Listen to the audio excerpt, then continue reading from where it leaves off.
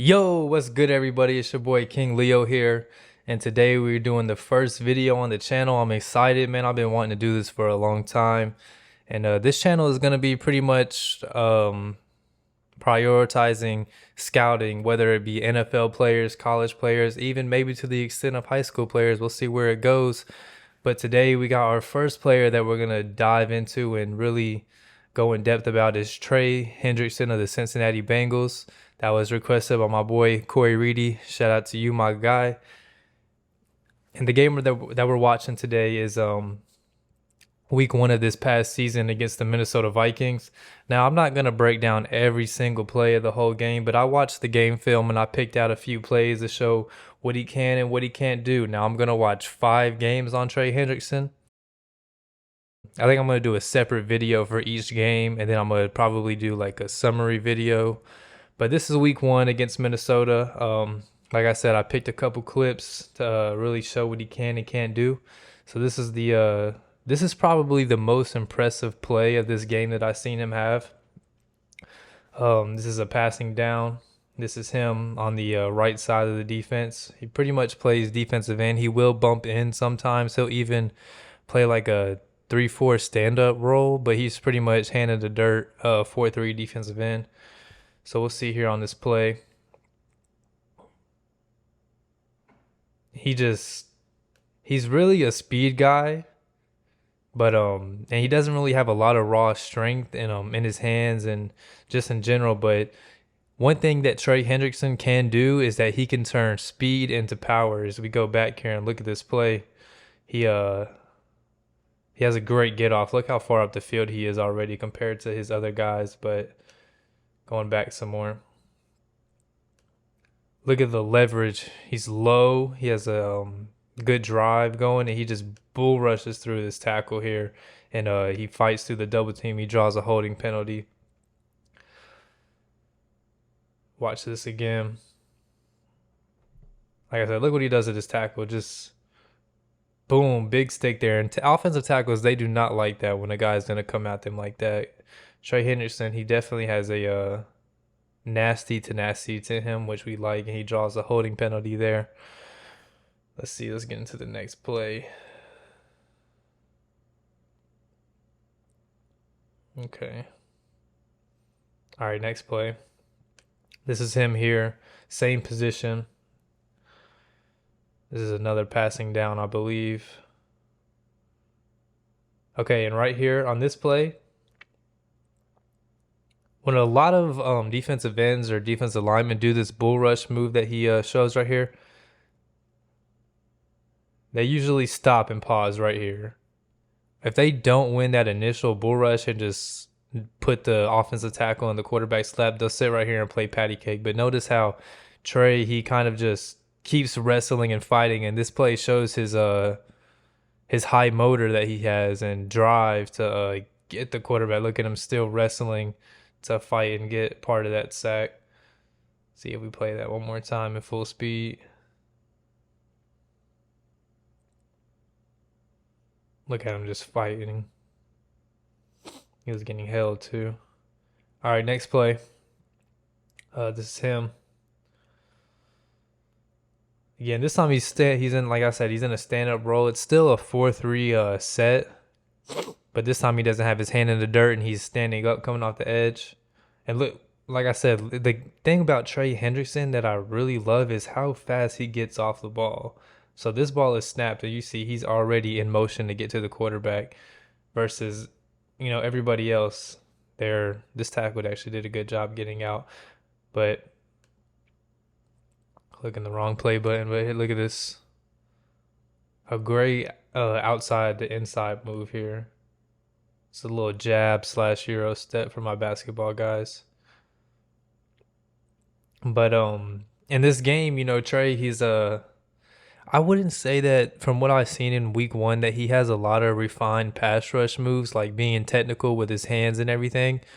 But he has raw athleticism. I think, his combine whenever he came out in the in his draft class was extremely like elite. I would go to the extent of saying elite. He had a 4.65 40. His 10-yard split was a 159, which is in like the 96th percentile for defensive ends, which is really good. And then another like top activity for the defensive ends that scouts look at is the three cone drill. And he ran a 7.03, and that's in the 89th percentile for defensive ends. So, like I said, he is a really athletic guy. He's also 6'4", 266. So that's, I'd say, pretty average for a defensive end. But in this game, like I said, I'm not gonna show every play. I'm not gonna show every play because I'll be here for an hour talking with you guys. But he's really just going around the edge, and like I was going back to my point of where he doesn't have a lot of like refined pass rush moves. So this is his counter move right here. Really, is that he fires up the edge, and then he gets this tackle super wide, and he has the athleticism and agility to just cut back inside and get to the quarterback.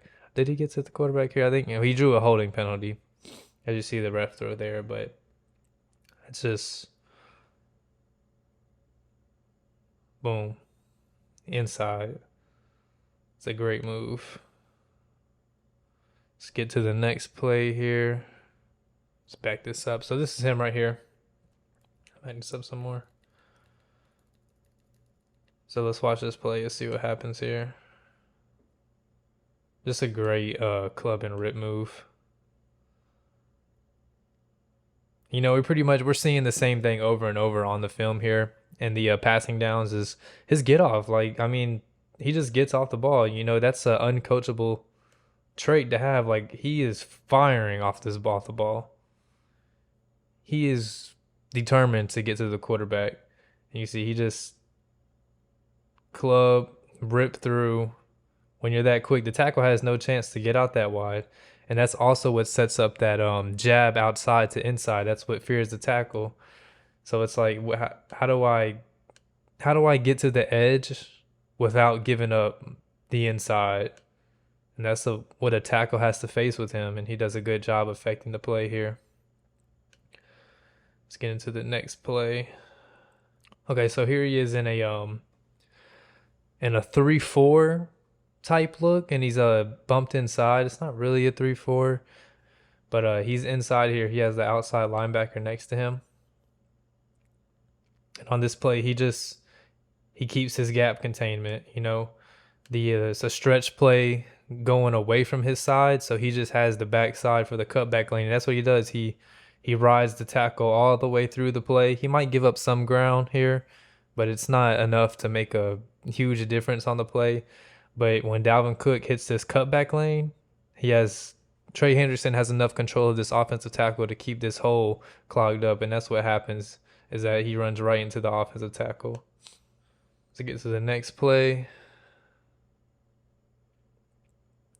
Okay, so here he is back in his natural position. Defensive end on the right side of the defense. Now on this play is going to be a play action play, I believe. And he just stays containment on this bootleg. Now they gave it the pass, but he did his job really. We got this this bootleg. Kirk Cousins is rolling back this way off the play action, and as a defensive end, you have to contain that. You can't. A lot of guys will crash down and just chase running back behind trying to get a tackle for loss, but he's a smart guy. He stays very disciplined, and you see it on this play. Look at that. He's just shuffling. You see the quarterback has the ball. Now, you would like to see a little bit better change of direction here, because he kind of has to plant his foot in the ground for a second before he goes to the quarterback, but it's good enough. We're not going to ask too much of the guy. Like, I see that plant there, that kind of half second. That maybe could have made the difference, but he did his job. The quarterback didn't get back outside of him. It's just really good discipline there by Trey Hendrickson. Next play here. Let's see what we got. I don't really remember what happened here. Let's see. They have the fullback out like in a wing type position, so he's really wide on this play. It's a fake toss. This is another example of his discipline. He does the same thing. He holds containment of the quarterback. He did a lot better job of changing direction here quickly, and he forced 3-4 yard gain versus maybe a big play down the field throwing a corner route. Disciplined guy, really disciplined. We'd like to see that out of your ends because I mean sometimes just the simple things like QP containment is like what wins and loses games. You know, that's a 3-4 yard play versus a 30-yard game potentially. I'm going to go back and just look at this change of direction. Like I said, shuffle down, shuffle down. You see the quarterback has the ball, go get him. Good change of direction, good low athletic position he got into to be explosive. Boom, go get him. It's a great job. Okay, this is an interesting play.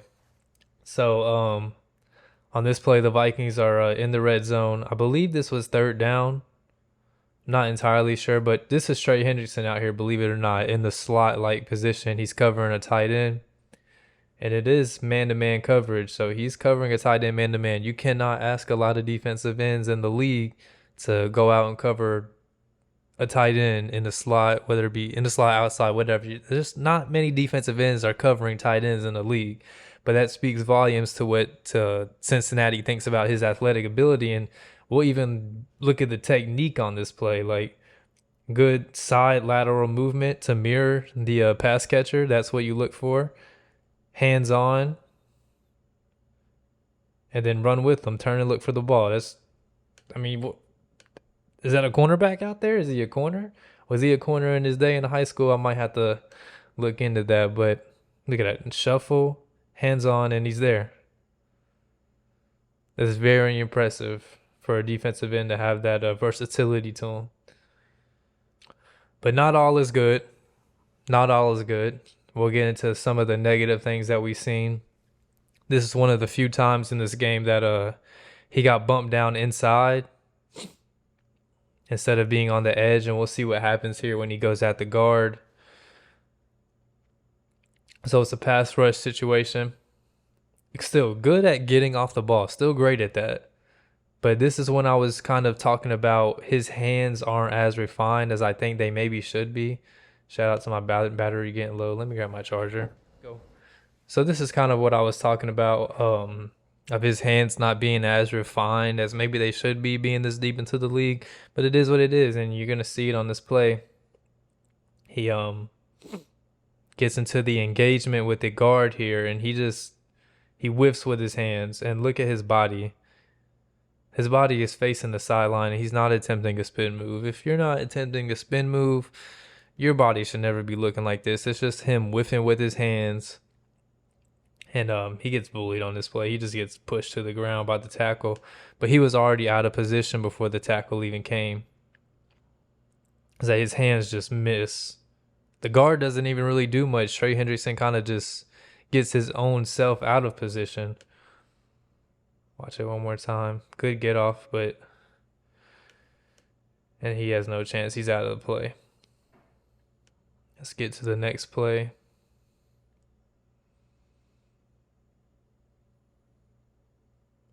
Let's see what happens here. He's outside on the edge again here.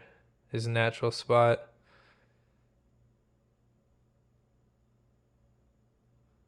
Gosh, I was pausing it a lot. Okay, so right here, this is one of the things about Trey Hendrickson's measurables is his arm length is really, really like poor. His arm length is 32 inches, and just to give you perspective, that's in the 8th percentile for defensive ends. So 92 out of 100 guys in the league have longer arms than him, and it shows on this play. Whenever offensive tackles are able to land clean on him first, like you see the difference right here, and he gets controlled. He doesn't, like I said, his hands are not refined, so he mainly relies to win off speed and effort. And that's a good thing, but it's also a bad thing because whenever you get into situations in them hand fighting wars, he doesn't have something to counter off of, especially when he's not the one landing first. You see, the tackle gets his hands on him and is in good position, and then he just gets controlled, pushed around the edge here. So arm length is definitely a major issue for Trey Hendrickson. I think this is another play. Like I said, when the tackles are able to get their hands on him, he was like strangling the guy kind of. So he was low key getting strangled here. I don't know if that's a hands to the face. They didn't call it in the game, but that just goes into what I was saying about when guys get their hands on him cleanly, it's really wraps because he has no hand technique, no real strength or the arm length to be able to leverage himself off these guys. So he just gets controlled. So after watching this first game, takeaways from the first game, I think pros are his him getting off the ball. He's solid at reading runs and staying disciplined at his gap assignment. Acceleration, his bend. He has a good club and rip move. That's really the only real pass rush move I've seen. He also had the outside jab, stepping inside. He does have a bull rush move. It's really speed to power bull rush that we like to see. He's a hardworking guy. His motor is super high. And you love to have guys like that on defense, especially with all these athletic offensive players coming into the league. I would say his lateral quickness and agility is good. Maybe just slightly above average. Negatives for Trey Hendrickson after week 1 that I've seen is that arm length. Like you can definitely notice it on the film, his shorter arms and how he's able to get controlled when the offensive tackles land their hands on him. His change of direction, I would say, is maybe average, slightly below average after one game. I don't want to put an official grade on that, but after one game, that's what I've seen. His strength, he really poor strength. He's not gonna be able to just go through guys with power. And then his hand technique. His hand technique is adequate. We don't really see any refined moves or counter moves and to be able to beat guys in the run and pass.